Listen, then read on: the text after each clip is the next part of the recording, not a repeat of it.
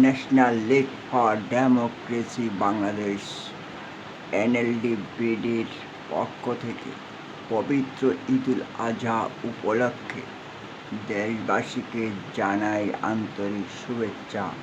ঈদ মোবারক। National league for democracy Bangladesh এনএলডি-বিডির পক্ষ থেকে ঈদুল আজহা উপলক্ষে দেশবাসীকে জানাই আন্তরিক শুভেচ্ছা। ঈদ মোবারক।